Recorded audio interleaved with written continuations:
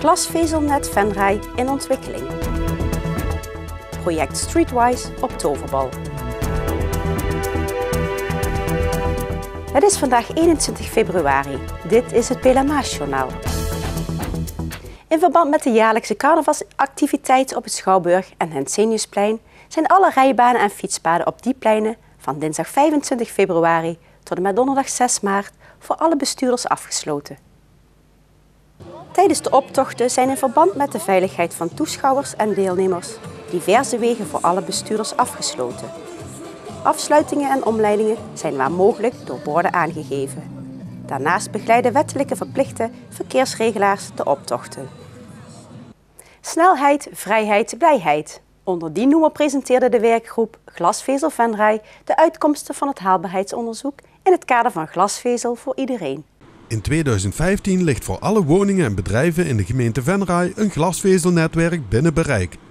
Dat is de missie van de werkgroep Glasweb Venray.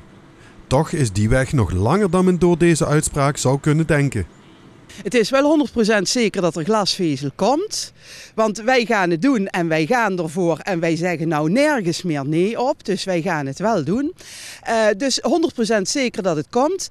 Of het in heel Venray tot in iedere uithoek komt, dat ligt ook een beetje aan de mensen van de dorpsraden en de dorpsbewoners in het buitengebied zelf. Afgelopen woensdagavond werden door de werkgroep Glasvezel Venray de resultaten van een zogenaamde quickscan en de uitkomsten van een haalbaarheidsstudie gepresenteerd aan dorps- en wijkraden van de hele gemeente. En dorps- en wijkraden hebben gezegd van ga verder. Ze hebben hun go gegeven, dat is het voor ons. En wij gaan nou verder bekijken hoe dat we de organisatie vorm gaan geven. En hoe dat we de volgende stap kunnen zetten richting het werkelijke aanleggen van glasvezel. En die daadwerkelijke aanleg zou volgens de werkgroep in 2015 van start moeten gaan, waarbij de werkgroep Glasweb Venray dan omgezet is in een coöperatie. Kijk, wij zijn dadelijk zelf de exploitant van het glasvezelnet. Dus als coöperatie ga je laag 1, noemen ze dat, ga je dat beheren. En dan zijn we zelf zeggenschap en eigenaar van dat glasvezelnet. Dus iedereen die ook aansluit wordt lid van die coöperatie en is op dat moment zelf bepalend wat er gaat gebeuren. Dus het is voor en door de mensen uit de gemeente Venray. Toch zullen, zoals het er nu uitziet, niet alle inwoners evenveel gaan betalen. Ook daarover is binnen de werkgroep goed overleg gevoerd.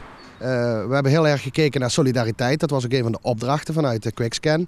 En er is op dit moment in de quickscan die berekend is, dus de berekening die gemaakt is, zijn de uitgangspunten geweest dat mensen in de kern een bedrag betalen en mensen die in een buitengebied wonen, die zullen per maand een toeslag betalen, omdat buitengebied gewoon veel duurder aanleggen is als in het binnengebied. Maar wij denken dat dat redelijk is, dus door verschil te maken brengen we juist de mensen bij elkaar. Maar mensen moeten het zelf willen. En dat vraagt een stuk eigen inzet. En als mensen het niet willen, wie zijn wij dan om te zeggen het moet? Ik zie eigenlijk persoonlijk geen belemmering waarom mensen het niet zouden doen. En daar zit wel wat in, want wie kent het niet? De problemen van trage internetverbindingen die in vrijwel alle gevallen door telefoon of coaxkabel worden gestuurd. Daarbij wordt steeds meer via internet gedaan.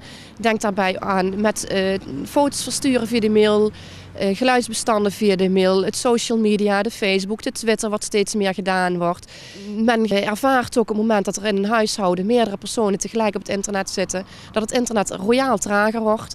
Denk ook aan de kinderen die spelletjes doen wat toch aardig wat meeneemt.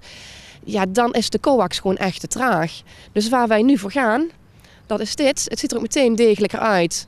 Elke huishouden krijgt dadelijk 2 draadjes naar binnen. 1 draadje voor de upstream, 1 draadje voor de downstream. En dan kan het feest beginnen. Een zandpad zal veranderen in een digitale snelweg. Maar de daadwerkelijke aanleg zal pas volgend jaar starten. De werkgroep, die is opgericht als onafhankelijk burgerinitiatief, zal in een later stadium dus als coöperatie het beheer van het aan te leggen glasvezelnet op zich nemen. Maar dat heeft geen invloed in de keuzevrijheid van de gebruikers. Nou, maar dat is nog even het verschil. Hè. We hebben het over laag 1, dat is het glasvezelnet. dan krijg je laag 2, dat is de belichter. Dus degene die het signaal verstuurt op het glasvezelnet. En op laag 3 kun je alle aanbieders uitzoeken die gewoon op dit moment ook glasvezelpakketten aanbieden.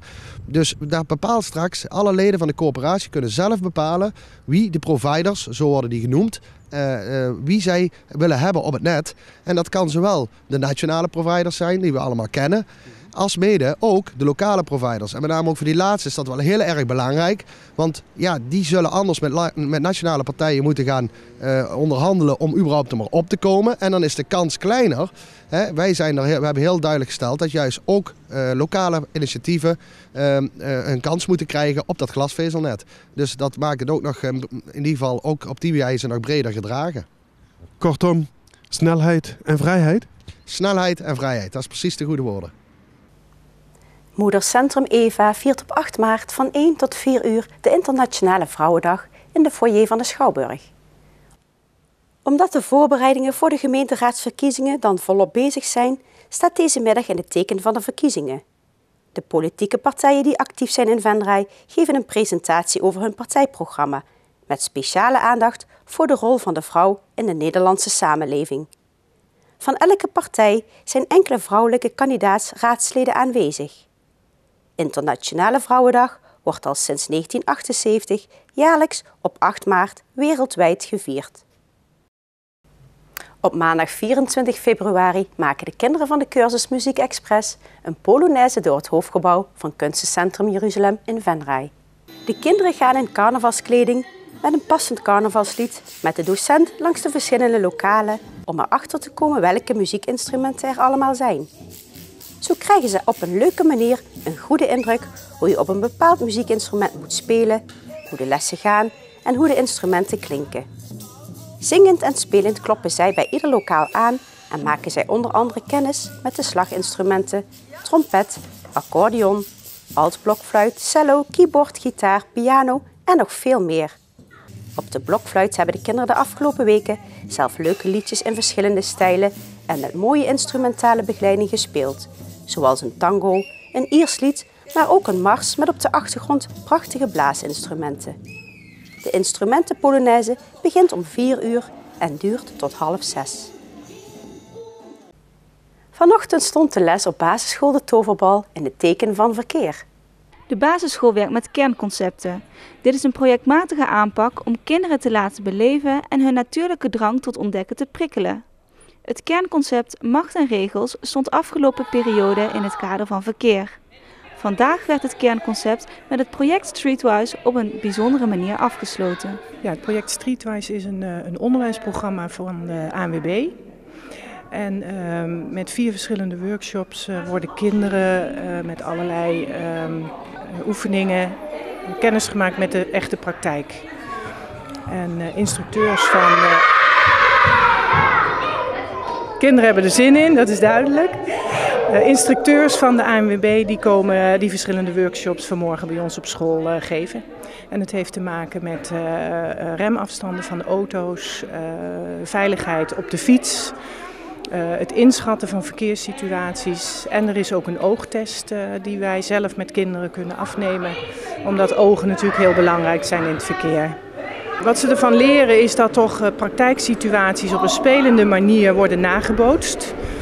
En op die manier leren ze toch meer over hun eigen gedrag in het verkeer, de gevaren van verkeer, maar zeker ook hoe zij daar zelf dan mee om kunnen gaan.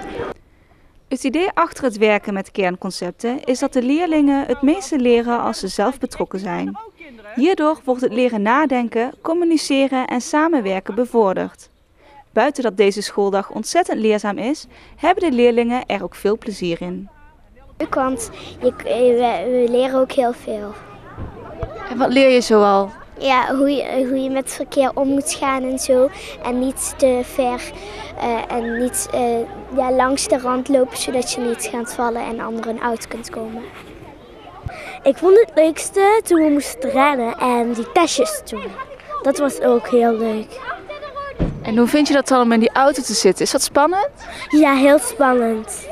Maar Je moet eerst voorin en daarna moet je remmen en daarna moet je weer achterin. En daarna moet de volgende persoon remmen. En dan moet je kijken hoe het voelt. Het project Streetwise heeft de kinderen in ieder geval enthousiast gemaakt. En dat leert natuurlijk gemakkelijker dan uit de boeken. Tot zover dit Pelemaasjournaal. Tips kunt u mailen naar de redactie.